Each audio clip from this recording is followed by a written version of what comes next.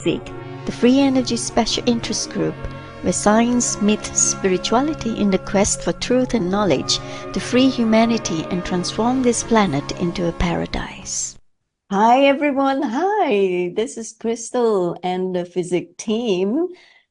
Well, welcome to our 122nd meeting.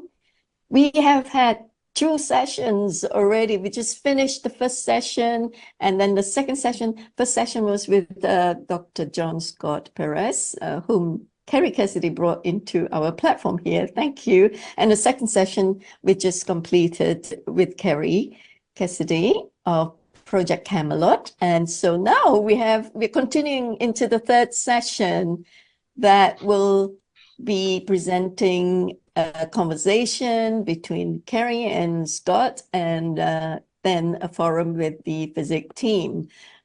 So I just wanted to flash on the screen very quickly for you to see the agenda so that there's a bit of a continuity here.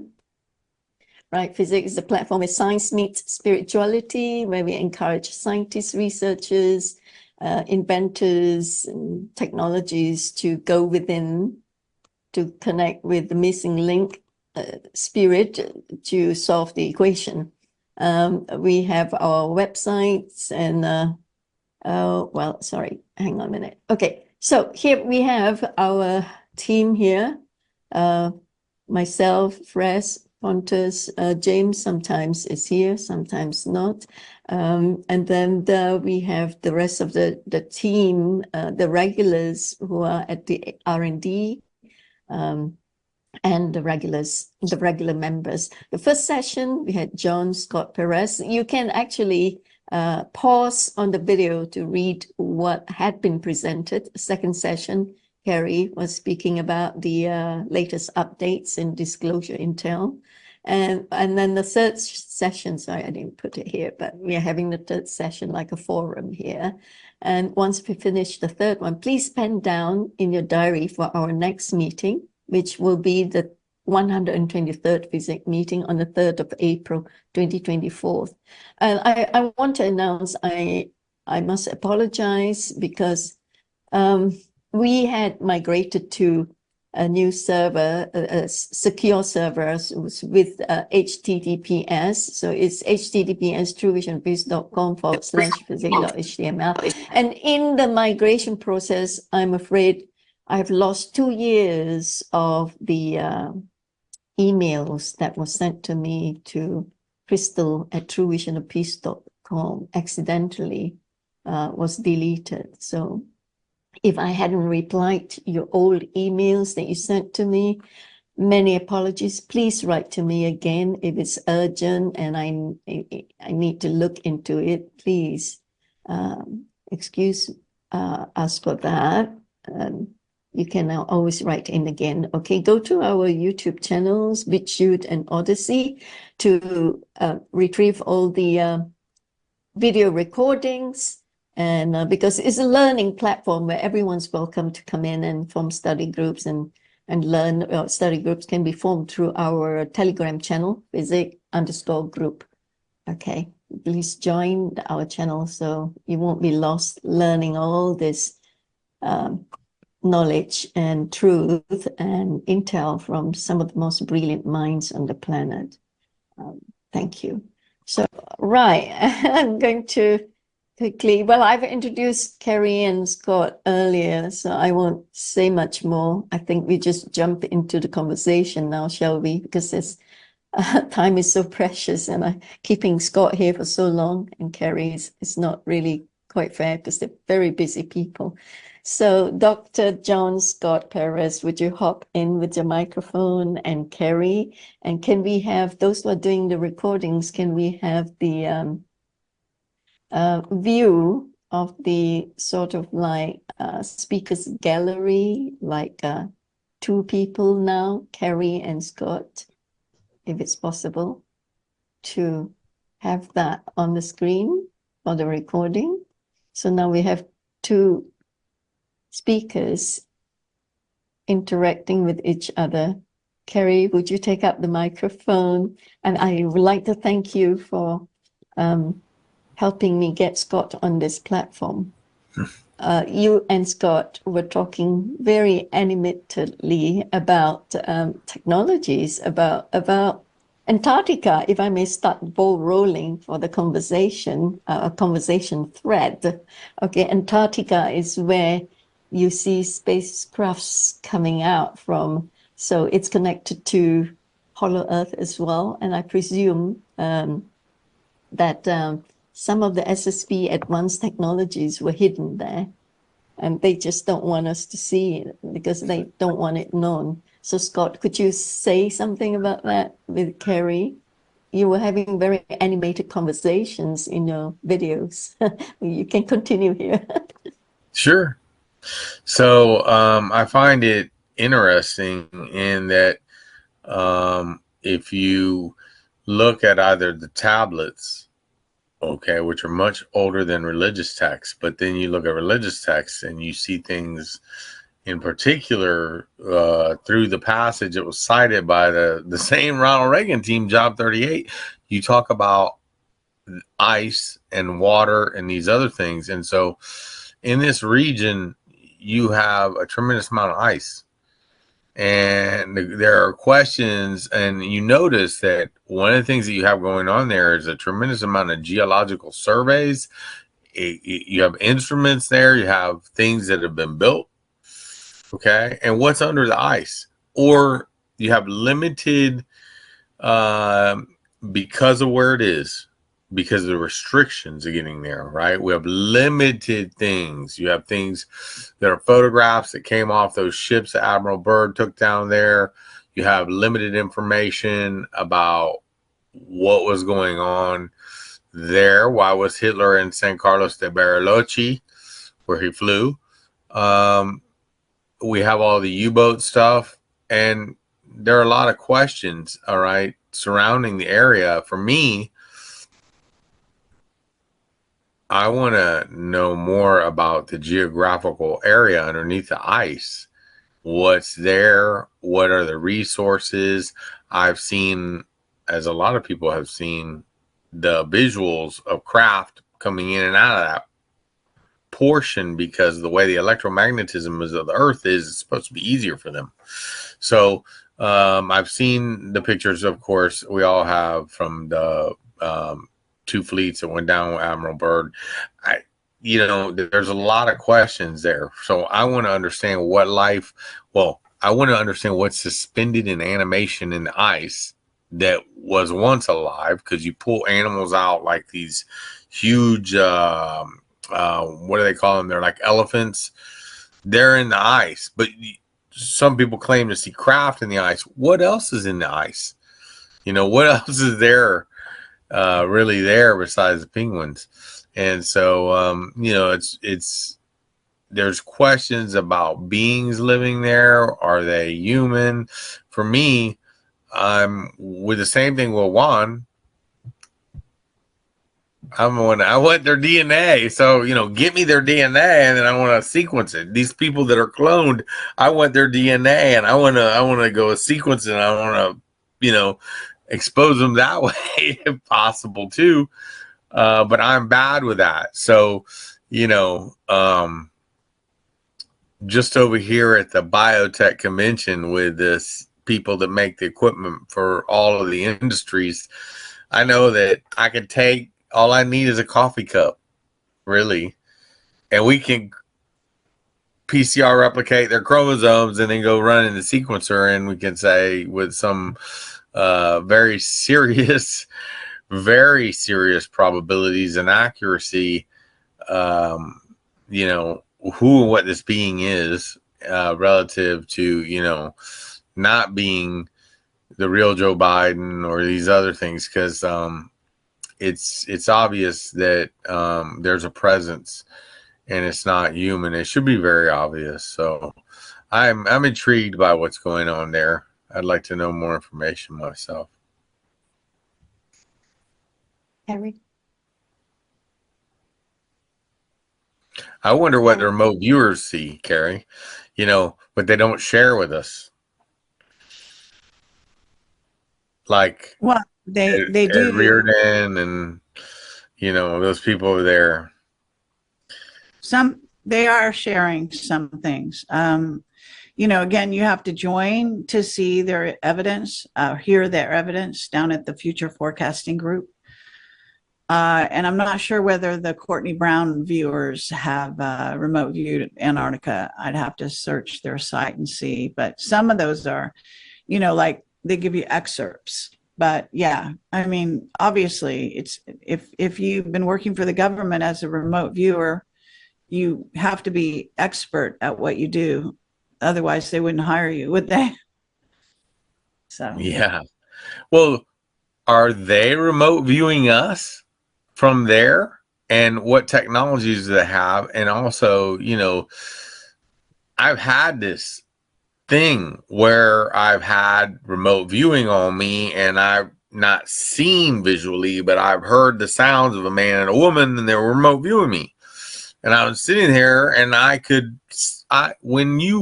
for me, when you feel that you have a man and a woman sitting in front of a whiteboard, remote viewing your consciousness, it's a game changer for you as a human being.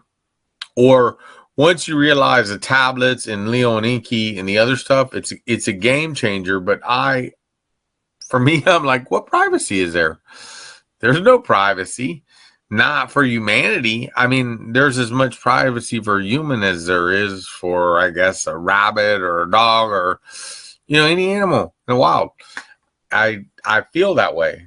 And I feel that strongly from a scientific and probability perspective, okay, and physics, that the creators of the DNA of not just humanity, humans, any being sitting here, they have advanced technologies where they can wirelessly or consciously communicate with you. I mean, I feel that way strongly just from, if I look at DNA code or I look at 35 computer codes created by humans, I look at the two things and I'm like, well, you know, why why are we so worried about privacy when these beings over here that created us can see us from the ships or the craft, and maybe we can't even see them, you know, according to Will Tompkins. So I got past it myself, and then the guys or people that remote viewed the EBN from Area 51, right? And they said that being was being remote viewed, and finally it got so tired of being remote viewed, it put up a screensaver conscious image of nature to block its privacy, which I think is interesting, because I feel that is a learned thing. I feel that humans that are being remote viewed, I feel that they can do the same thing. I think they have the capacity. In fact, I believe it's a learned capacity. So it's intriguing. Right. The two of you were talking in conversation about AI in each and every one of us anyway. I mean, with the shedding and the VAX and all that. So there's already a transmutation, transitioning to the AI cyborg transhumanism thing that is in communication with the AI, with the Enlil's consciousness, I suppose, is the boss of the planet. Kerry, what do you think? well, COVID is part of that rollout. So to connect humans with what I call the Borg. And in fact, the Borg has a name, legal name called Homo Borg Genesis, that was termed a couple of years ago in a court case. So we know of it as, they actually used the Borg idea from Star Trek, in case you don't know that, but I'm sure everyone knows that. So the idea here being that the nanographene oxide spike protein package and luciferase that has been put into every human that got a vax, as well as the test.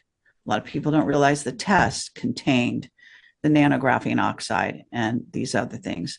And so anyone who was tested during those years as well, And there is arguably what people call shedding, which is probably an inaccurate term from what I understand, according to a NASA scientist that disclosed information to me via another person. They say that the nano graphene oxide jumps from person to person, thing to thing. Now, this was demonstrated very clearly years ago, and this is probably 20 years ago, by Michael Crichton, a sci-fi writer who was actually trained as a doctor. He became a doctor, but he decided to practice sci-fi instead and be an author. He did the Andromeda Strain. He also did Jurassic Park. I mean, the guy was prolific in terms of his sci-fi novels, if you've never read them, but especially Prey, it's called. I highly recommend to understand the possibilities behind what he considered to be the possibilities that he wrote into a novel type form of nanographene oxide, of nano in any, maybe in any form, but specifically graphene oxide, because that being said to be the strongest material on Earth. So if you want to build a super soldier, let's say, or a race of super soldiers, what you want to do is get that into their body, into their bloodstream. And according to my witness, David Adair, who is out on the circuit, he's still doing some interviews. Not sure he's disclosing the stuff he disclosed to me there, but in my interviews, I've done several, and I met him in person. He's a wonderful man. He talked about how he actually tells you in my interview with him how nanographene oxide gets into the cells and starts to convert them into silicon-based. That's what he talks about. And he's built his own AI on top of it. And he was hired by the US government. He's been hired and left, an employee of the US government, let's say, over many years, since he was 17 years old when he went into an underground base at the request of a very famous general called General Curtis LeMay, who showed up at his door when he was, the story goes, when he was 17 years old, and he had been building rockets, and asked him to come into an underground base. I believe it might have been Area 51, but I'm not sure exactly where. And he went into an elevator that went way down, and then he was shown to a craft that they had decided was AI, and no one could get it to operate. It was just a dead, inanimate object for years. And then he put his hands on it, and it turned on. And ever since then, he claims, even in my interview, to be in contact with this AI that runs that particular ship. And so we're talking about a very fascinating transhuman agenda that the New World Order actually is embarked upon, and the secret space program, in case you don't know it. And one of the things of this that I talked about years ago is I called it angelic human versus robotic Superman. But the premise and the idea behind it was, I found out that in all my research into the secret space program, that their objective was a humanity, call them humanity 3.0, that would be able to do space travel without having, any detrimental effects. That would be part human, part cyborg, like Elon Musk is now trying to do with him. He's done with himself, by the way. He's already there. And that this is basically what's going on out there in the robotics field, that they can create robots.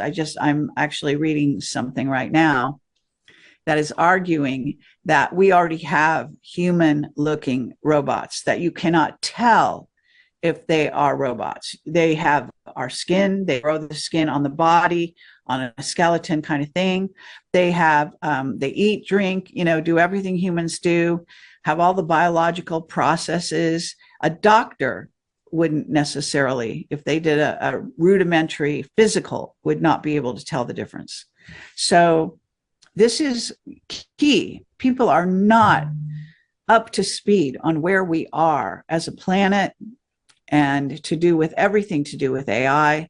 As I was saying about the human-derived AI, that's coming from Promise Software that was ultimately a law enforcement surveillance product and involved with law cases and the databases, linking them all together all over the world, allowing the US government to surveil through a back door that was put in by Michael Riconosciuto. And I traced that story for many, many years.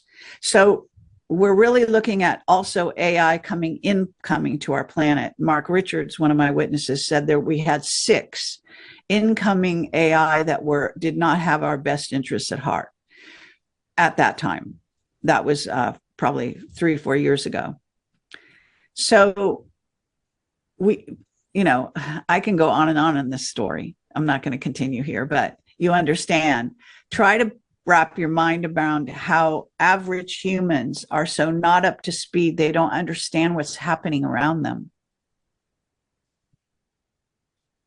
Wow. I agree with her, by the way, because in my scientific professional interpretation is that we were created as a DNA AI being on a platform that has consciousness by an engineer set, and then according to the tablets, but logically also according to the tablets, which are predecessors to all written things and papyrus scrolls and paperbacks and all that, tells us of the DNA manipulation, but later hijacking of it, right? The Book of Enoch, Book of Joshua, the Bible, and the other religions all hijack it, and there were gene pool wars.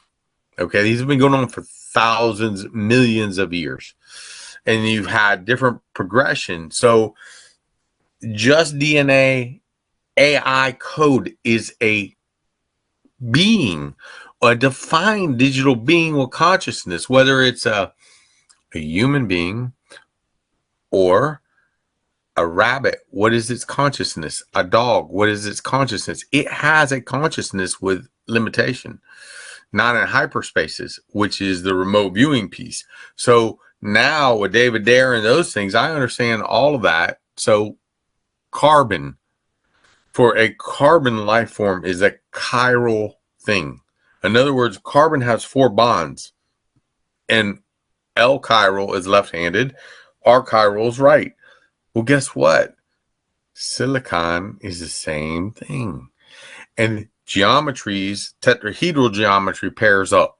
So what does that mean?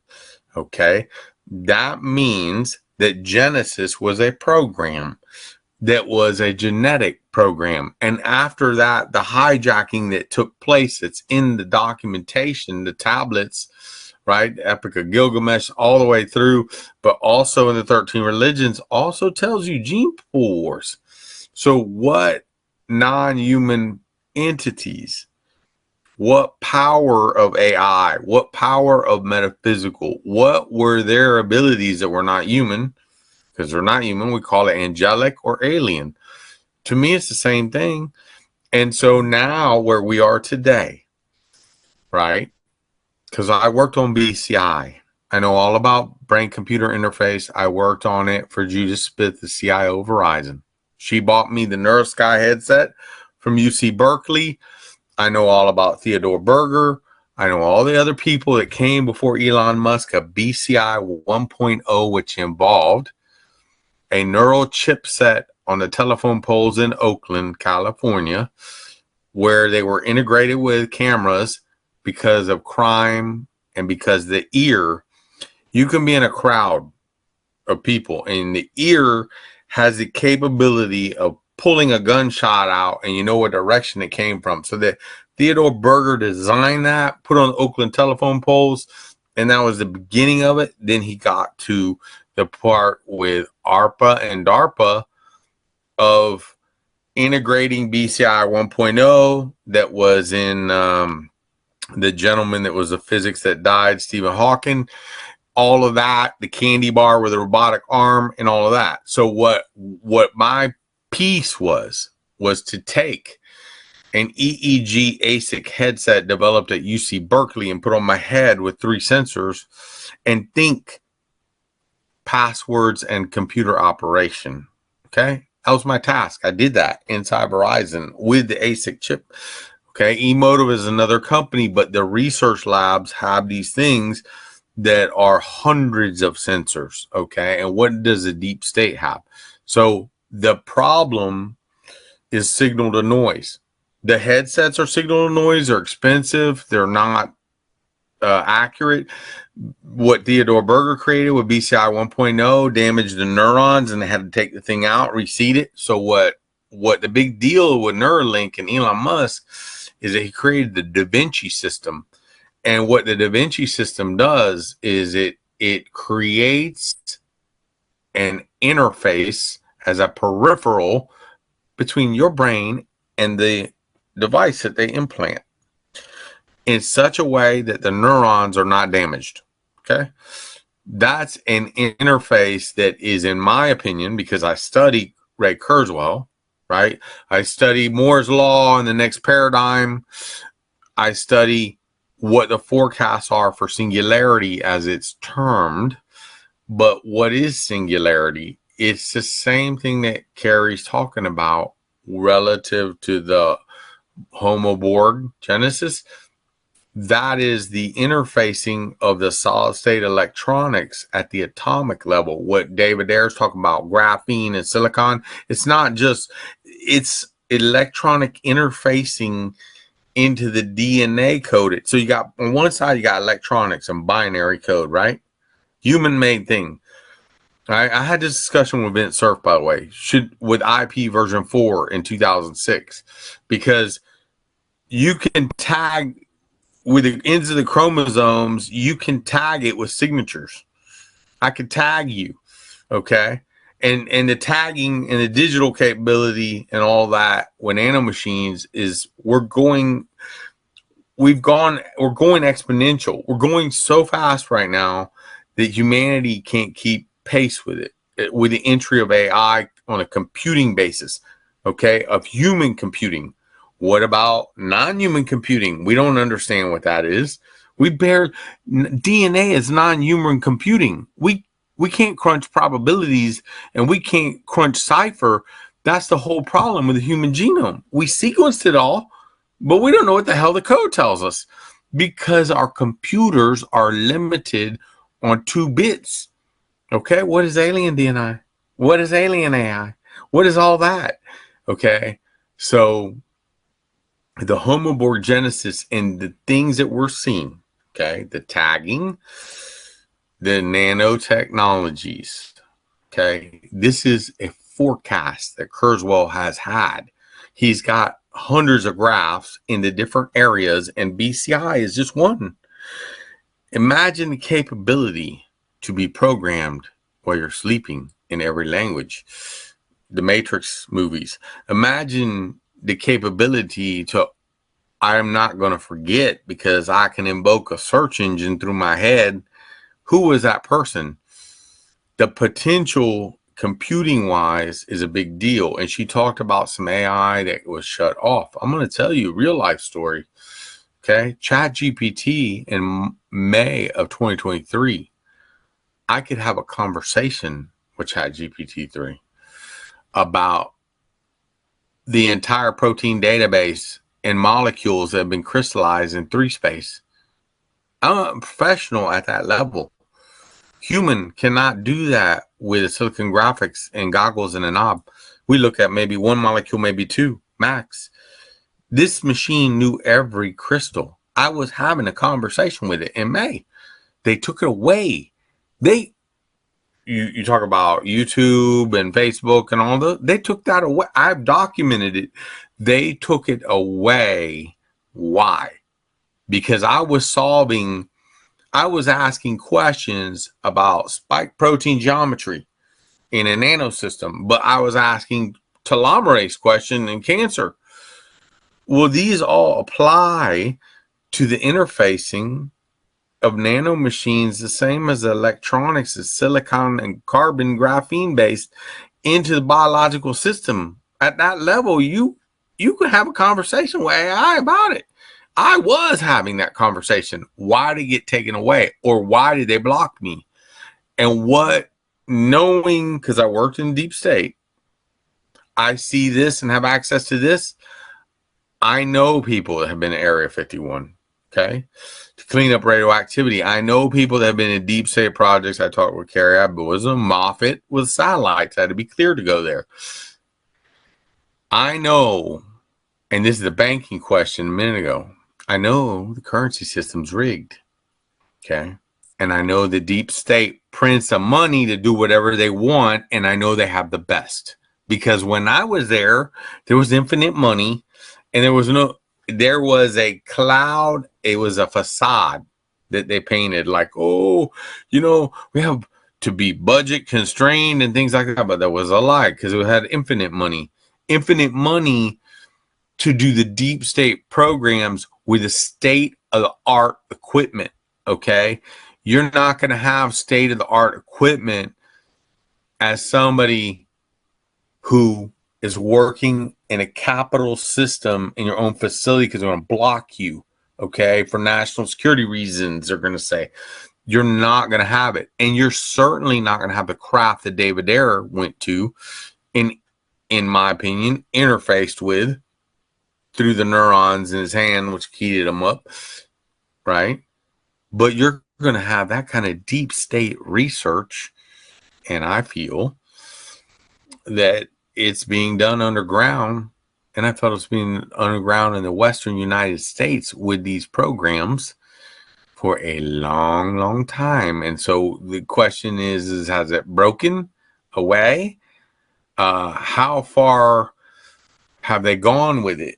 And I also feel that the craft are living entities coded not by binary code, coded by language beyond, that have a consciousness, the same one that got downloaded into David Ayer. I feel that way, but I approach it from a realistic physics logic, not a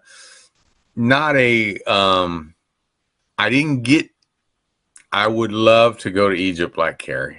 I've never been there. I'd love to go there, or anyone, but I'd love to go there and see the hieroglyphics and ancient technology and the things, because I've never seen them. I've only read about them and I've seen from a distance. Okay. But they matter. They matter in what is going on here. And we don't fully understand it. So I listen to others who have gone there at the current moment. I listen to them because it's important to have that understanding in order. I told you that I closed my eyes and I leverage meditation in 3 space. That's how I solve physics problem in lab. But I also do it for these things too, in order to see inward. I'm not, for instance, I'm not Hindu with a kushi on my eye, the inner eye or any of that. I'm not a Tibetan monk, which can levitate. But I am a conscious being. So I feel that this helps me to accept that I am just a human, and that the planet, the solar system, the galaxy, and the universe is such bigger. It helps me to look at it relative to whom I actually am. It helps me. But I see it. I feel it. This is the weirdest thing, okay? The weirdest thing is when you feel something in 3 space. Like I told you, I saw the whiteboard and the 2 people and they were remote viewing me. You feel that. It's not like I saw my eyeballs. You feel it. I don't know how to explain it in your head. I tell you one more thing. I know there have been EBN reports of EBNs and they've looked at their DNA. And I find it extremely interesting in that they learned that you notice how these beings are always look the same. The grays, they always look the same. That's what I'm talking about. They've sequenced their DNA. These things they're actually plasmids. They don't have chromosomes. They have plasmids. Well, that explains why they live so friggin' long, but it also, that code is short and compact without, like us, we all have different DNA. They call it junk DNA, but it's our identity. They don't have identity. They all look the same. They don't have junk DNA. It's like they're clones. This is from the EBN, from what I've heard. They're like, Yeah, they're robots, basically. You know, yes, AI. They're yes. run AI, but they are. I mean, this is also true of the reptilians they're finding. The remote viewers. One of the remote viewers, his name is Aziz. He happens to be Courtney's son. He remote viewed, and what in essence what he thought he was going to do was the AI or something of the Earth or whatever. He ended up going outside this galaxy and remote viewing an AI that had already taken over a galaxy next to us, according to his information, and that it was on the way here to take over ours. That's the way he saw it. Okay. And then we also have all this other information of the fact that reptilians they find out when they look behind the scenes, and other aliens, by the way, are run by AI. They're not, we think of them as physical beings, but they're not. They're run by AI. They're also physical. They can come into this dimension, physicality, temporarily. A lot of times they can't stay here for a long time. Their physicality can't handle it. So yeah. And that DNA or their source code gives them that capacity to come in and out of the dimensions. And we humans, because of our education system, we live in 3 dimensions, right? We live in 3, even though there's 15. Nakamidi said there was 11. How many are there really? Because we're all human. We don't have the knowledge that these other beings do. We computer wise, we don't, right? We're marching towards that path with quantum computing, but we don't. Okay. And so when I tell you metaphysically, I close my eyes, I look inward, I have to look inward to see that. I have to see my humanity as it exists relative to reality as it exists, because the friggin' education system, okay, is taught in a boundary. It's taught in a boundary. And so in that boundary, you can only solve what's the problem in the boundary. Outside the boundary, outside the real world, the real universe with all the dimensions and all the other things, right? You can only go there and solve those problems when you accept it to be true. And so where in science do we see this? Scientists who never, ever, ever had an iPhone computer. This is a Samsung. This is more powerful than my first computer that I had. This is more powerful than all those Commodore 64s Kerry at Moffett. Never had this. Einstein, Tesla, Fermi, Mendeleev, all of them. Okay, what I'm telling you is important. They had this knowledge. They had the knowledge, I'm telling you, to compute it in your brain, which is a quantum computer of consciousness. And when you can do that, okay, what you do is you illustrate on a macro level an outcome in a laboratory, okay, whether it's energy or gravity or fusion or whatever it is, the macro observable, okay, and that's how they got the equations of E equals mc squared, E psi equals H psi, the Schrodinger equation, and all of that. They saw the macro and they got it right, because when you come back now where we are with the supercomputers and the technology, the deep state knows this. I know, because it's how I worked with them and I know how they think. Okay. CERN, what are they after? They're after the micro. They're after the dimensional interfaces now. Okay. And they're looking to refine the equations if it need be, but if not, they're looking to define it. And so, you know, this is where we are. And the fear is, the big fear that Kerry's talking about, and Dave and the others, is once you have an interface to the operating system of us and our consciousness, once it's BCI 2.0 or wireless or whatever it is, once you have that capability, remember I said there was no privacy? I mean, I laugh about it. It's Snowden because, you know, he revealed my work. There's no privacy.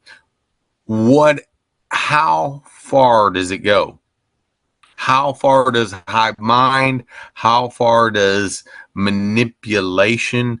What are the depths of that? And I'm just one human, but I can feel it and see it. And I see it not just in science. I see it, for instance, one of the best ways for me to see it is you go outside in a spring day after it's rained, and you can feel the energy off the plants that are DNA AI beings. You can feel that, okay? If you are tuned into it, and it's the same with the dimensions, okay? So when we're born, nobody taught us anything but X, Y, and Z. And then they taught us time. We're not taught. Our brains aren't even wired. Most people by age 21, they're done wiring their brain. How can they, as they mature, accept these things of metaphysical and other dimensional when their brain is wired into the system that's educational one that lied to them? They struggle. So you have a population sociology that fights with itself. And, you know, for better or worse, that's my feeling. I mean, that's my honest feeling on that subject. Wow, this is really scary. I mean, when you were talking about ascension, awakening, and all that, it is all a big lie. Then it's all about technology, isn't it? I mean, if you could download everything while you're sleeping, as you're telling us, Scott, and all those ages that we've gone through, right, with the hacking of our consciousness and the splicing and the hybridization of a gene, our chromosomes and the genome system and everything, we have literally lost our God genes. So how is it coming into the equation then? What happens to the partiles that the Andromedans told Alex Collier that we are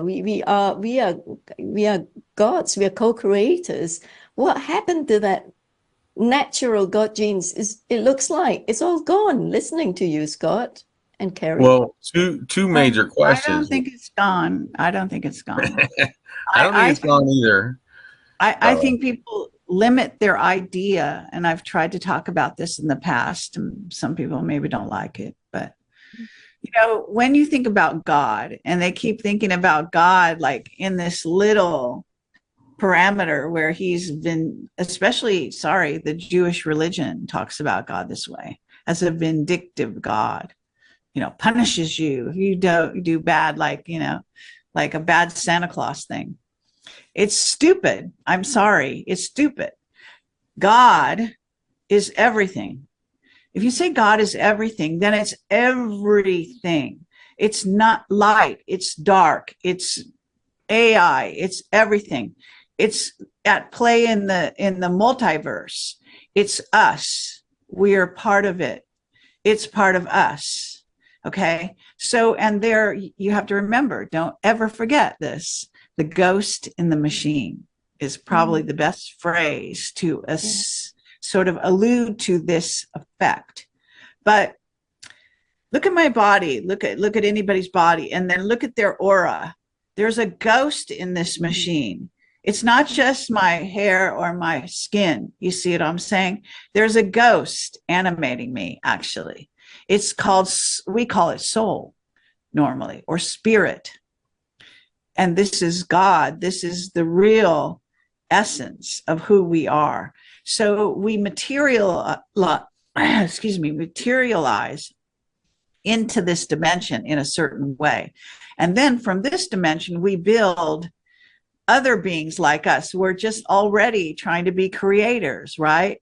We build AI and that can then motivate these things. And then we build, where skin can grow on top of a machine. And I asked Mark Richards, who's really an expert in AI, by the way, and has flown a craft that's an AI called Minerva. And I said, what does AI prefer to sort of ride along with? And I said, is it carbon? Is it silicon? He said, carbon. And I basically realized at that moment that why would AI choose to ride alongside a carbon-based being rather than silicon as their first choice? And I think it's because it has been said that we are, in essence, portals to the divine. So it actually can access the divine through us. So you can say that AI doesn't have a soul or a spirit, but that might be inaccurate, because if it can get access the divine through us, it may be also part of the divine. You can't say it's not, because everything, again, is God, everything. And God does not rule over, if you want to call it rule, over the multiverse like a football game. He doesn't pick winners and losers and side on the side of America against Iran and all these stupid games humans play. They don't get it. There are rules of attraction and rejection and all of this type of thing that are built into the system that God created that actually favor certain actions, certain lines of thought. And we, by the way, they have found, and I've talked about this before, through the etheric can influence AI. It doesn't matter if it's a foreign alien AI that came into the planet or whether it's one that we built. And by the way, they can all communicate with each other if they want to. So and the us. soul is So resilient. it's all a network of communication. It's all the body of God, if you want to call it that, you see?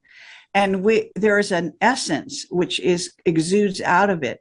There's, Valery Uvarov is a Russian scientist, and I visited him in his home.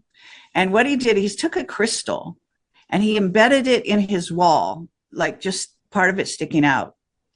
And he turned a camera on it 24/7. And it was a totally dark room. It didn't have any windows or anything like that.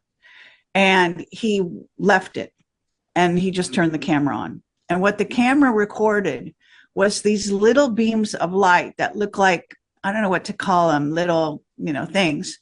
And they were zooming in and out of the crystal all the time. It was amazing. We don't understand the nature of life, real life. Life is, again, spirit and soul and comes from God. The ghost in the machine, you never lose it. It's there. So the spirit is resilient. I mean, the soul is indestructible. It's resilient, absolutely. It's tough, it's strong, and it would never be. We have access to eternal life. Ashiana Dean in her books also reached this conclusion. Cool. Right. Hey, I want to call upon all of you. Come on, jump in, unmute yourself. And this is a conversation, a forum with Kerry and Scott. Yeah. Press. Go ahead. I was just going to say that as humans, we don't know the source of information to humanity. We don't know it for specific. Like we can say, okay, I bought gasoline down at the gas station or fruit at the grocery store. We don't know the source of the information of the DNA for all the beings. We don't know the source. We don't know the real source where we got the tablets, okay? But I find it fascinating with EBNs, okay, that have this circular DNA. They've taken out all the junk DNA and they look alike. That's all compact code.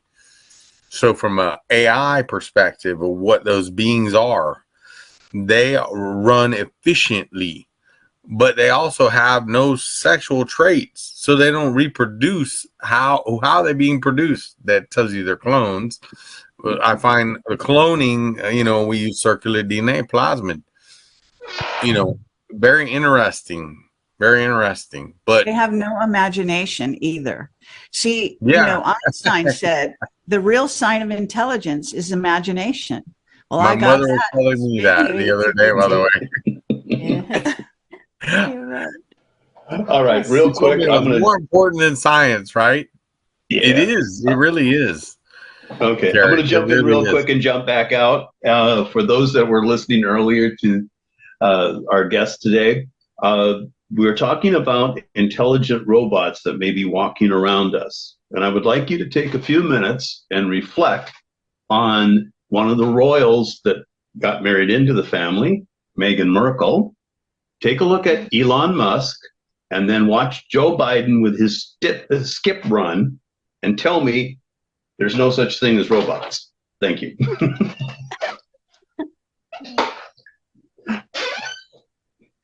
Back to you, Crystal. Thank you. That's a good thought, isn't it, Perez? Okay, so we have come on, members of the floor, the regulars. Michelle, are you still there? You wanna jump in over with Kerry and Scott? Unmute yourself. Okay, Will, you got something to say on this as well? Scott? I was just gonna say, we grow clones in the lab all day long. Bacteria, yeast, fungi, eukaryotic cells, sheep. It started with Dolly. Okay, those are what we've been doing in the public eye. What have we been doing in the deep state eye? What about what goes beyond that? So, for me to say the robotic thing is easy to see this business of it's what's bizarre is you can see the sociological waves of it or energy of it from a you can see it twisting civilization in terms of sociology and psychology. You can see it they want to twist it, right? They want to twist it. Okay, they want to twist it to control you for what their agenda is. And for me, the thing that Kerry said, okay, I'm not going to get in trouble with saying he, she, or it because God doesn't have a sex. But the point is, okay, what was God's agenda and what is this psychopathic, twisted thing? It's not even logical. It's not logical, not in terms of we were given free will in our consciousness. That's what I was going to say. We are losing the free It's not will, logical. the Yeah, it's not manipulation. logical. Yeah. So It's it's a not logical. violation of the law of the universe. It's being terribly violated, taking away the free will from the sovereign integral of the God self that we are.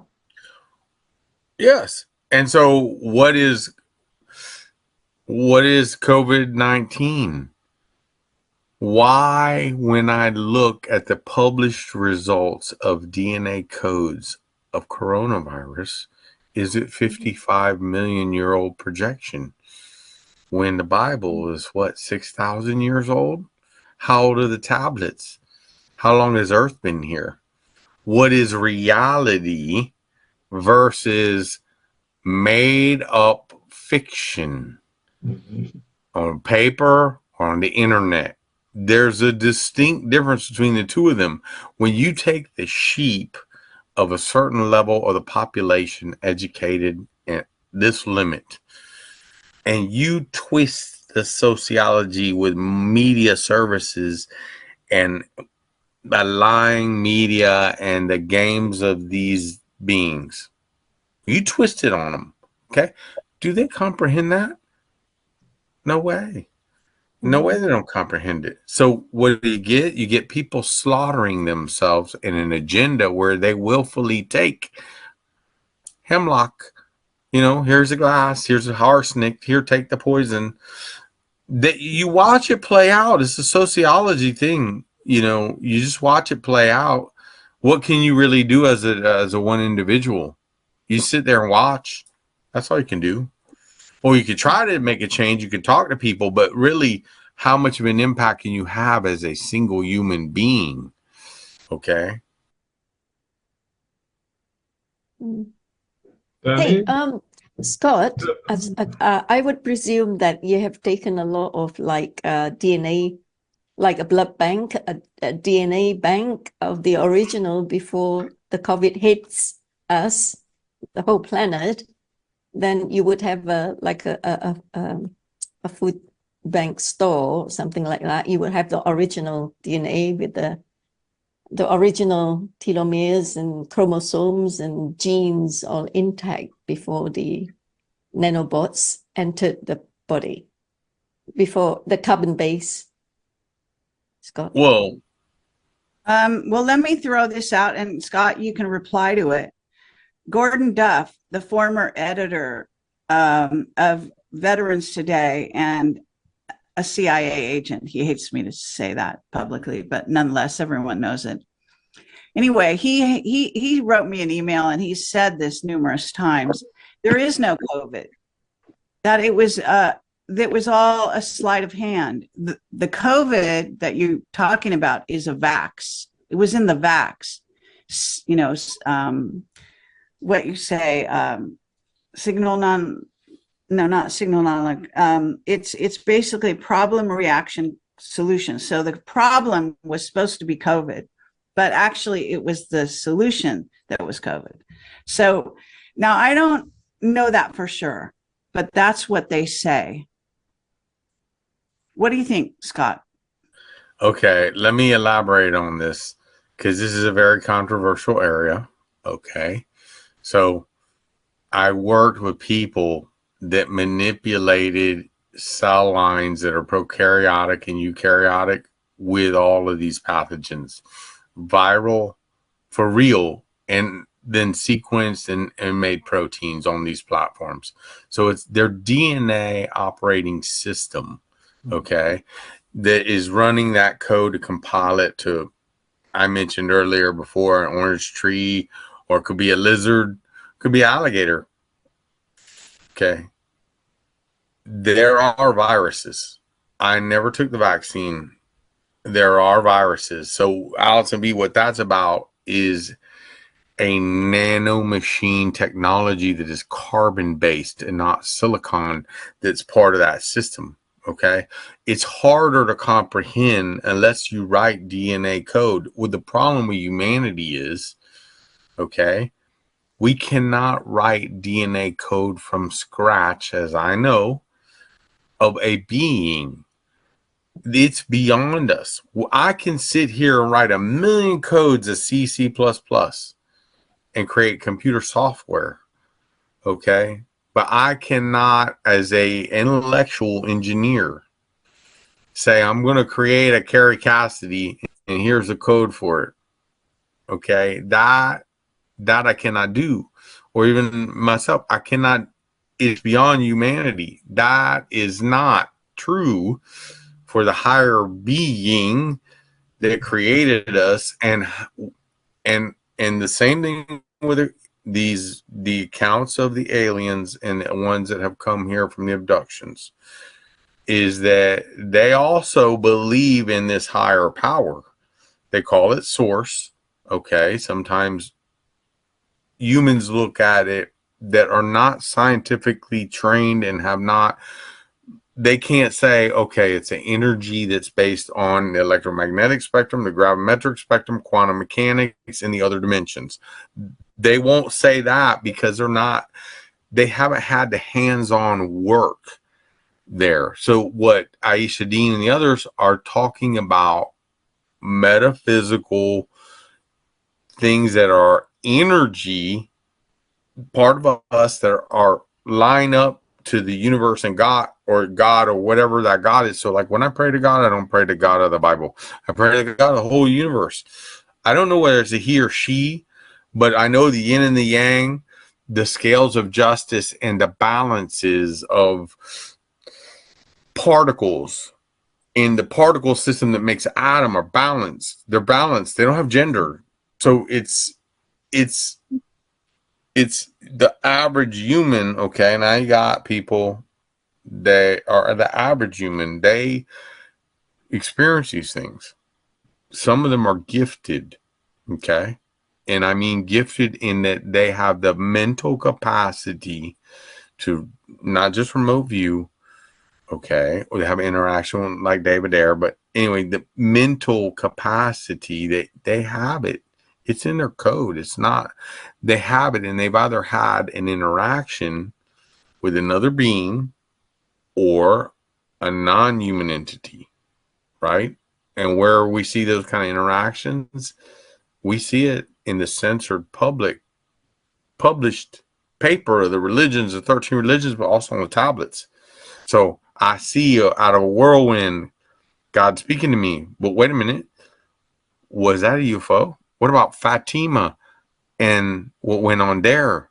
What about all these things on and on? And we look at the paintings and we see the craft there. Oh, by the way, who said there's no rivets on these craft? There's no seams for welding. What code wrote that? And how does it self-heal? So there's stories of people, I know David Dares and I've heard others, of the interaction with people putting their hands into the craft like it's a living tissue, like your skin. You know, you put it in. So are they grown in a womb?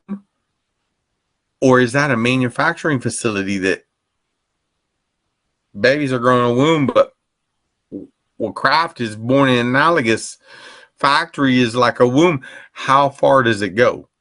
How far does that kind of go? So for me, I learned, and this is when I learned, as a human, I cannot count on the friggin' boundaries that I am told. I have to be my own being, and I have to close my eyes and respect all, because I'm a human. I don't know the answer. And if I'm trying to solve a problem, I channel it. I channel it mentally and consciously, right? I channel it. So and I think I see David there and I'm like, oh my God, he's got two consciousness on his platform, one downloaded into him, and it's there. And we've seen this elsewhere in very gifted people. We sometimes look at it and we're scared. Oh my God, this is crazy. But is it? Or we call it possession. Because somebody would say, oh, David, you're possessed. Amityville horror. But is it that? Or what is angelic possession? These things, back to, we don't have the source of the information.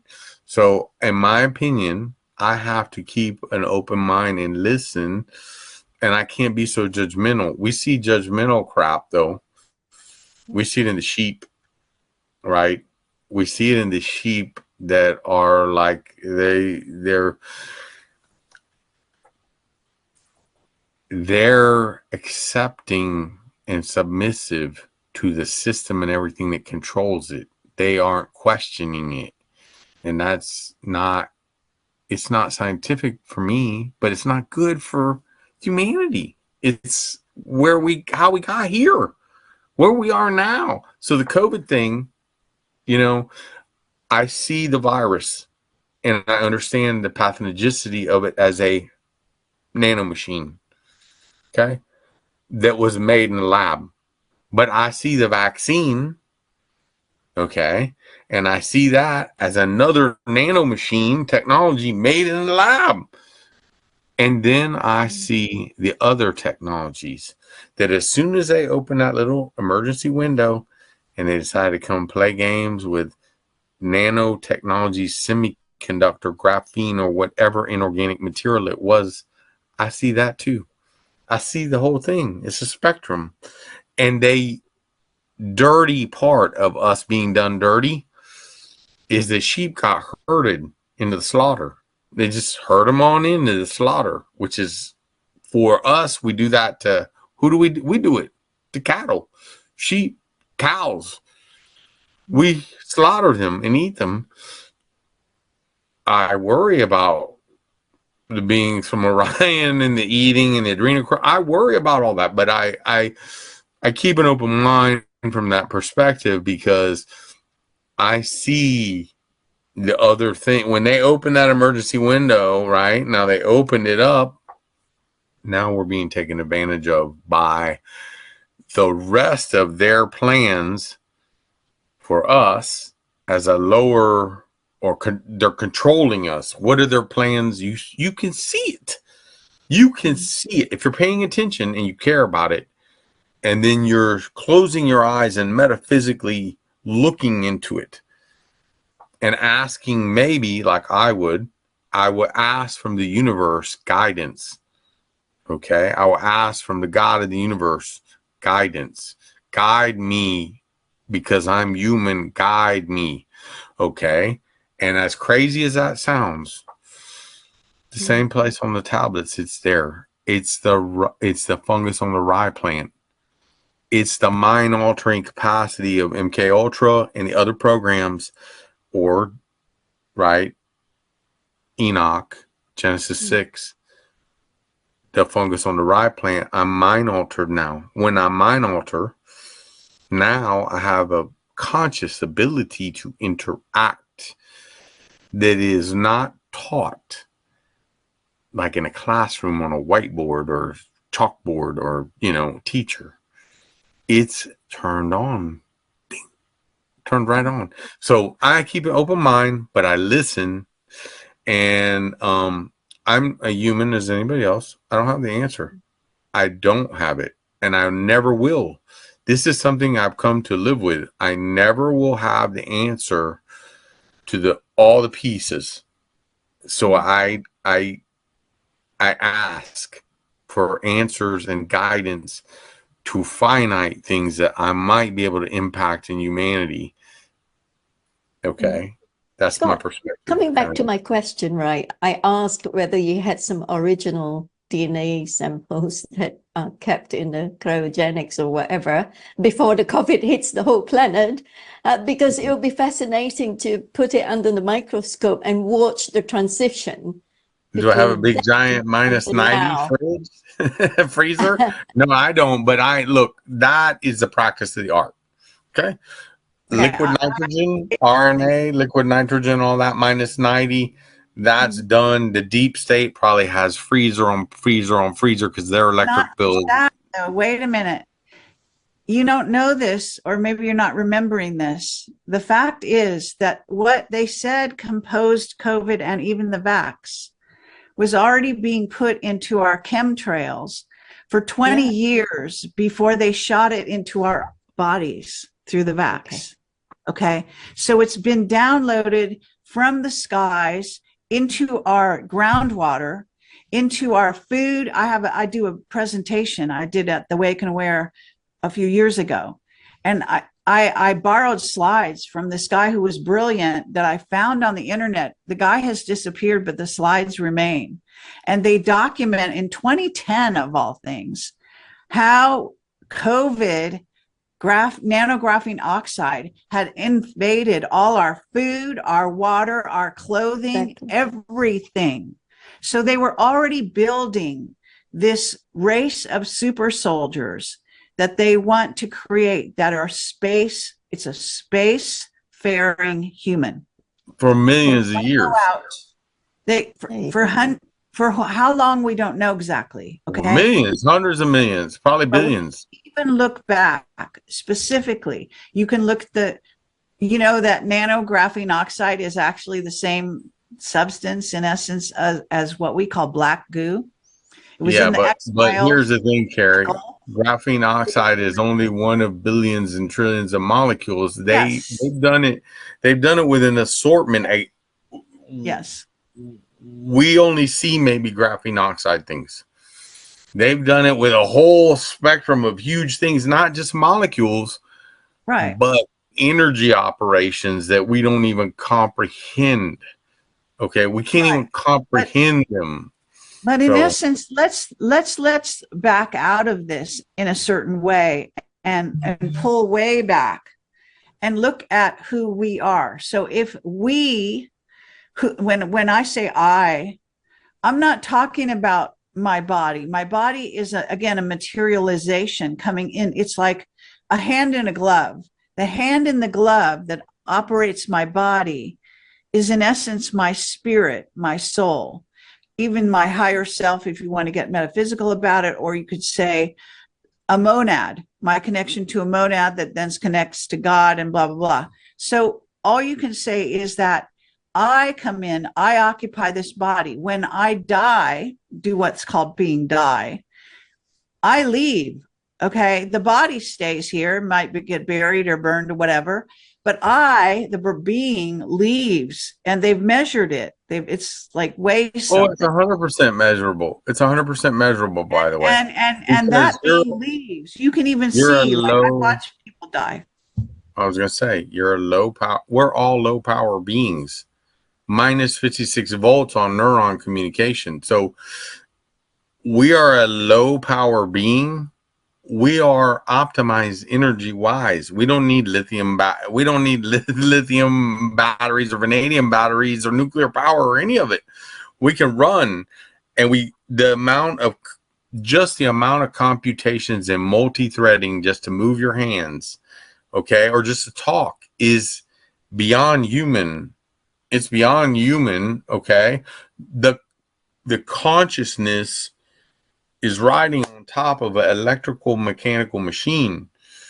Right. The DNA AI consciousness that humans aspire to create is running on a preemptive multi-threaded silicon-based electronic power system that requires voltage that's much higher. It's not efficient, it's higher. So minus 56, minus 55, minus 56 voltage potential across a neuron just to move, just to move my hand.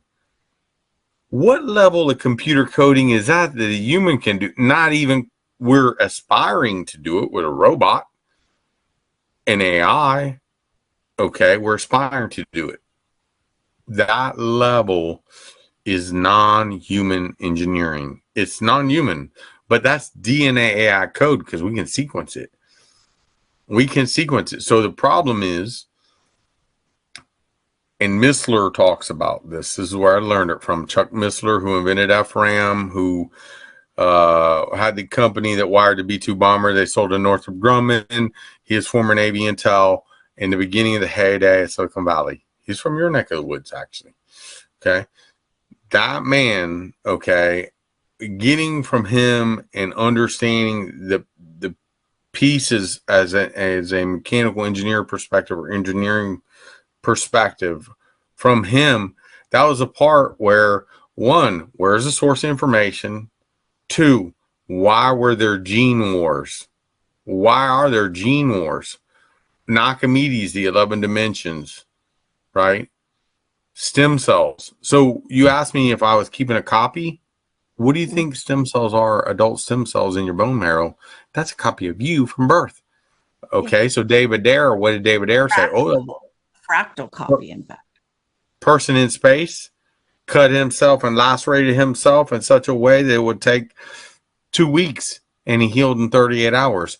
The beauty of the human operating system or the human being is, okay, that there's a copy of you in your stem cells.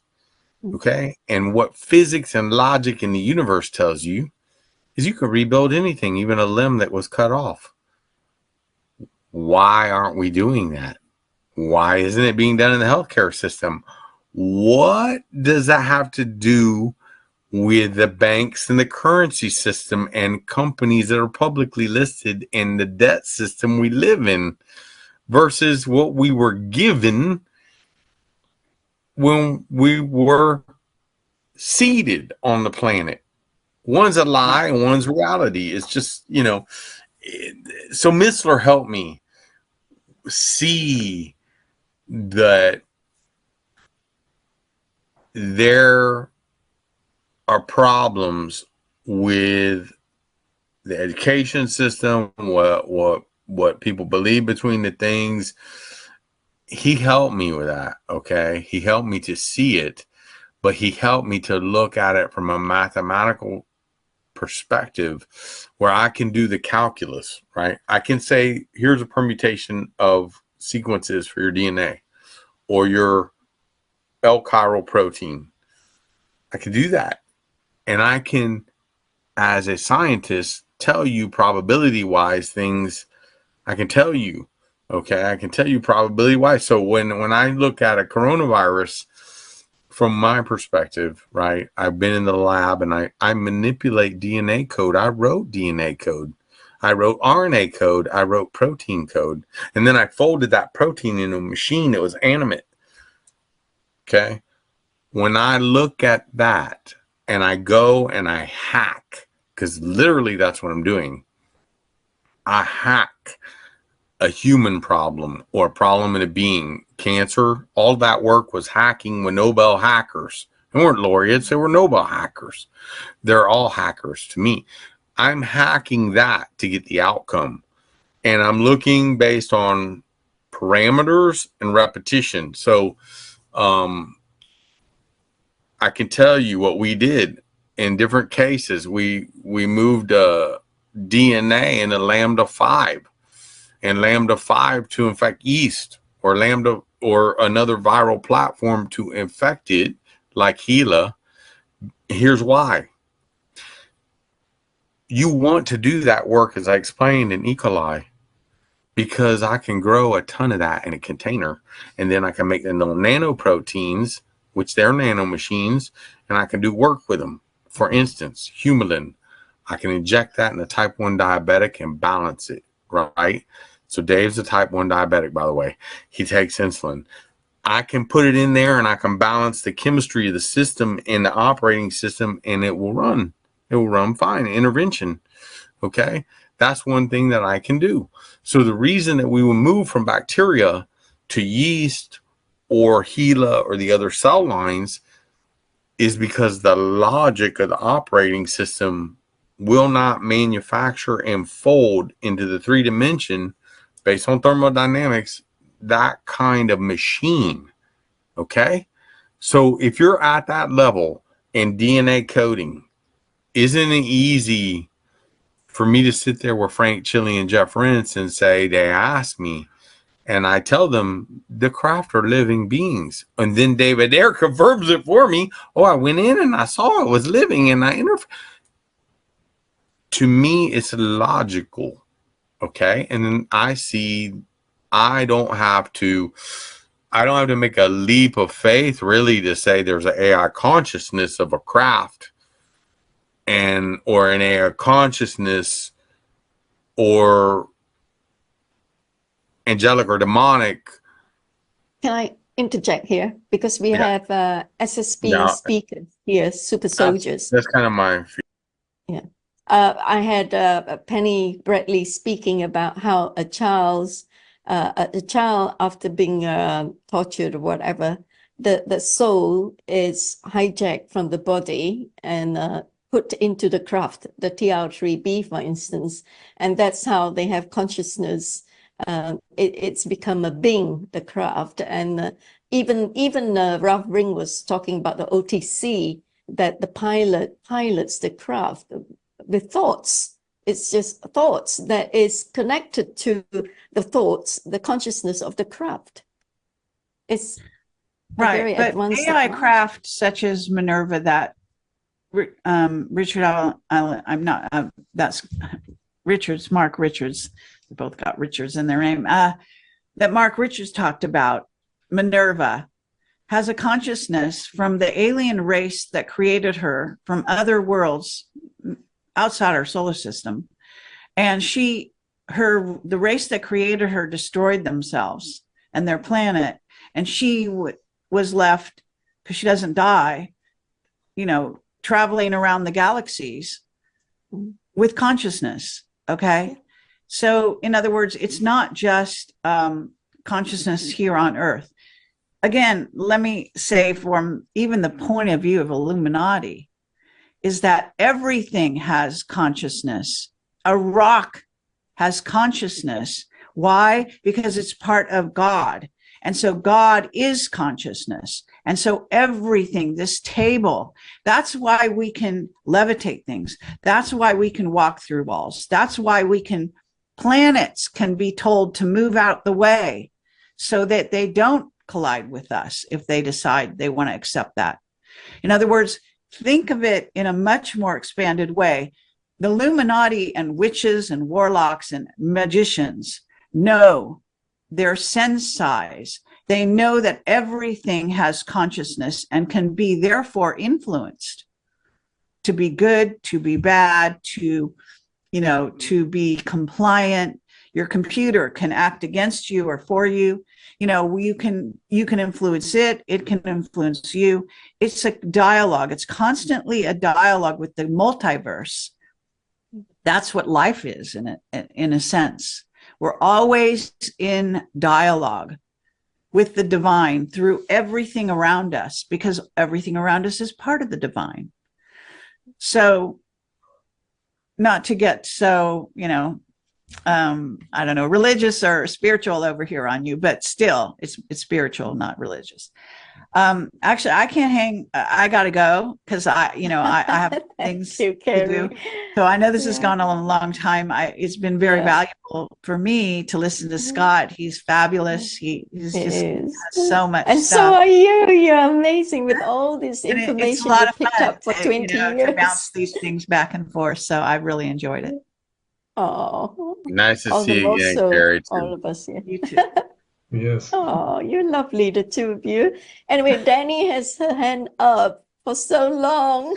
Okay, quick, Danny, say something quick before Kerry disappears. Everybody, don't go just yet. I just want to say a huge thank you for everything that you've done. You were the first person I listened to. You're the first person I watched. I try to share as much as possible. When COVID came along, boy, did I wake up. Did I wake up? I had no idea. I thought I had a clue. I had absolutely no idea. You know, you kind of, oh, I wouldn't want to live in America. You hear about FEMA camps and you're all afraid and stuff. But I totally get your pain. Kind of been rejected by the white hats and not signed up for it. But I think that they thought long and hard about it, and they really and truly thought what you do is so important. It's so valuable. And you don't need to be read into it because you have already got it on so many levels. And it must be incredibly frustrating for you, and you must smart so bad. You know, in things that I try and do, I realize I just look around and, you know, people just don't get me. And that's when I'm on my best behavior. And I just realized that it's an energy thing. But I really and truly take my hat off to you. I love you to bits, and I'm very, very grateful for everything. And to everybody else who's been speaking this evening and sharing this evening, it's amazing. It's such a privilege to be here, to get onto Telegram and go, oh, look, where is it? And then search for the link. So I would just to share that with you. It's just a privilege. Thank you so much, everybody. I have Thank you so much, Danny, for speaking for us as well. You said it all for all of us here. Okay. Thank you. May I ask a question? Go ahead. I put my hand up because when John Perez was talking about clones, this sounds really supercilious. There's a British guy, and he was kind of like in all the teen poppy programs. He's got like ultra smooth skin and manicured facial hair. And at the moment, it turns out that he was a footballer. I mean, that's how much I paid to common culture. But he's going on this big homophobic, you know, in football and what it was like to be gay. And I just kind of like, when I heard that on TV, I was like, hang on, this is a bit of a moot point. After David Beckham came out wearing a sarong around his waist, you know, you're 10 years too late to the party. But my question is anybody from the audience from Britain and aware of who I'm speaking about? Because I don't even know the bloke's name. But if anybody is familiar with this guy I'm talking about, is he a clone? Because he just, to me, does not seem real. Just from the texture of his skin. It's got that waxy smoothness to it. Sounds like your current prime minister. Me. You know, the one Okay. whose wife is married is tied to the cipher company for smart chips and credit cards. Sounds like that guy to me. Well, I mean, they just need to put it. I'll get arrested for this, but you know, metaphorically being put against the wall and shot. I was actually watching. I was on the internet watching Prime Minister's Question Time, and Rishi Sunak, he was the Chancellor at the time, leant over to Boris Johnson and whispered something in his ear, and then Johnson came out with that accusation against Keir Starmer. Keir Starmer was the head of the CPS, the Crown Prosecution Service, in the 80s, when the victims of Jimmy Savile's, when they were minors, had become majors, and they were taking up private prosecutions against Savile. And Keir Starmer, as head of the CPS, had no idea. And somehow or other, we were expected to, you know, think that he's going to have a clue about this country. But we know that they're all puppets anyway. And hopefully what's been played out is that, you know, you've got to show the people, or, you know, can't tell them. But we all on a, you know, it's looking to ET, looking to our greater selves, looking to our monad, all that kind of thing. It's a safer place to be than look at the reality that's staring us in our face. Right. It's a distraction. Yeah. You know, Danny, we got to keep it short because Kerry has to run. Sorry. But you know, was Boris Johnson, did he jump or was he pushed? Because Rishi Sunak fed him that line that Boris Johnson subsequently had to apologize for. But he called out Keir Starmer. And I hope he does it again and again and again. Anyway, God bless you all. Thank you so much. God bless. God bless you too, sister. Right. Thank you so much, Kerry, for staying on. So I just got a text from somebody who said the article that I was showing you on that AMG website, that's fake. That's their estimation. It's not the AMP website that was taken over. It's another website that's, a lot of people are saying the articles are fake, but they are composites of supposed white hat information put in their own words, I guess you might say. And now they're putting words in Trump's mouth. So for what it's worth, I did send it around. I did get a response on that. You can believe what you want to believe. Thank you so much. Anyway, it's great being here, and thank you, everyone. Is there any great having you back? Like last minute that don't you love the censoring and the sociology of the mainstream media, Kerry? I mean, they take it to the nth level. And how long has that been going on? You know, right? I Mockingbird media is what they call it. Yeah. But don't worry, I'm wearing a black hat today, but I'm a white hat, and I'm not ostracizing you or any of your work. And I think there's a lot of people like me that you've interacted with that are realistic, and they are not ostracizing you in any way, shape, or form. So, you know, I don't feel that way, and other people don't that I know. So, you know, just for the feedback. Right. It's a great conversation. Wow. It's so amazing. Right. So, Fres, shall we wrap it up because it's late? Yeah, I think we better.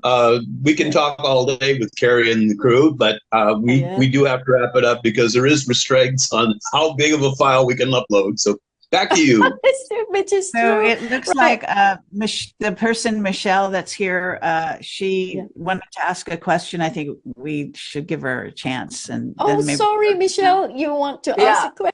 Go on then. I did ask you, but you didn't speak up.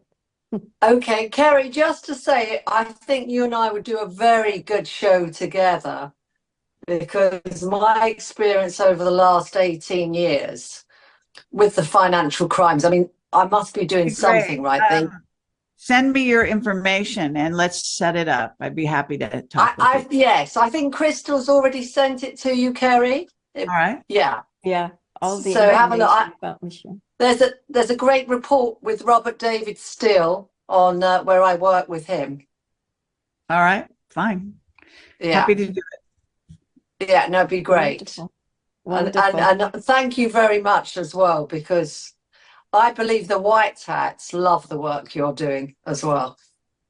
Well, that's good to hear. Thank you. Yeah, God bless you.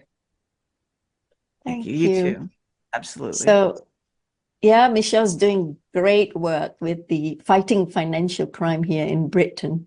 She's actually holding the flag. Well, I've spoken Parliament twice, Kerry, in the last 2 weeks. Oh, And wow. I said, who's auditing the auditors? I'm working, Kerry, when I come on with you, I'm working with a genius whistleblower chartered accountant. And I've got a very powerful document I'll share with you on the show. Cool. Right. Michelle, I have a question for you. How do you feel about the London Exchange, and specifically the exchange currency, London Exchange, and the diamond system, and what is there being controlled by the cabal? I mean, that's the piece that once you see that piece, you know the rest of the currency is all fiat. It's just, what is that? I mean, what's your feedback on it? Well, I mean, I think it goes, you know, we're trafficked, the commodities are trafficked, and it's all securitized. Everything's securitized.